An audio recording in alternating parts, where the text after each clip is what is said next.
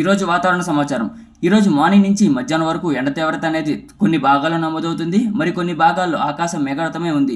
ఈరోజు మధ్యాహ్నం సమయం నుంచి ఒక్కసారిగా వాతావరణం మారి అలాగే కృష్ణా, గుంటూరు, బాపట్ల, ప్రకాశం, ఏలూరు, గుడివాడ ఇతర పరిసర ప్రాంతాల్లో అక్కడక్కడ మాత్రమే వర్షాలు నమోదయ్యే అవకాశాలు అయితే ఈరోజు మధ్యాహ్నం లేదా సాయంత్రం సమయంలో కనిపిస్తుంది. కృష్ణా జిల్లాలో అక్కడక్కడ మాత్రమే చెదురుమదురు వర్షాలు, కొన్ని చోట్ల భారీ వర్షాలు అనేవి 1-2 చోట్ల నమోదయ్యే అవకాశాలు అయితే ఉరుములు మెరుపులతో నమోదవుతాయి. గుంటూరు, బాపట్ల అలాగే ప్రకాశం జిల్లాలో మోస్తరు నుంచి భారీ వర్షాలు నమోదే అవకాశాలు అయితే ఈ రోజు వాతావరణంలో కనిపిస్తుంది. అలాగే ఉత్తరాంధ్ర జిల్లా అంటే విశాఖపట్నం, విజయనగరం, కాకినాడ, తుని, యానం పరిసర ప్రాంతాల్లో అక్కడక్కడ మాత్రమే చెదురుమదురు వర్షాలు, భారీ వర్షాలు నమోదే అవకాశాలు అయితే పూర్తిగా కనిపిస్తుంది. రాయలసీమ జిల్లా అంటే తిరుపతి, చిత్తూరు, అన్నమయ్య, సత్యసాయి, కడప ఈ జిల్లాల్లో సాయంకాలం సమయంలో భారీ వర్షాలు నమోదే అవకాశాలు అయితే కనిపిస్తున్నాయి. రాయలసీమ జిల్లాలో రానున్న రోజుల్లో భారీ వర్షాలు నమోదే అవకాశాలు అయితే పూర్తిగా కనిపిస్తున్నాయి.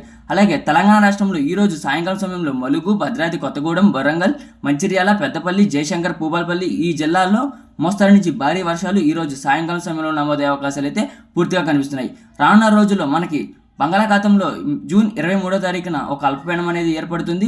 ఆ అల్పపీడన ప్రభావం అలాగే నైరుతి ఋతుపవనాల ప్రవేశించడం వలన మనకి రానున్న రోజుల్లో వర్షాల జోరు అనేది పెరిగే అవకాశాలు అయితే పూర్తిగా కనిపిస్తున్నాయి. ఎప్పటికప్పుడు వాతావరణ సమాచారాన్ని యూట్యూబ్ కమ్యూనిటీలో అందిస్తున్నాను.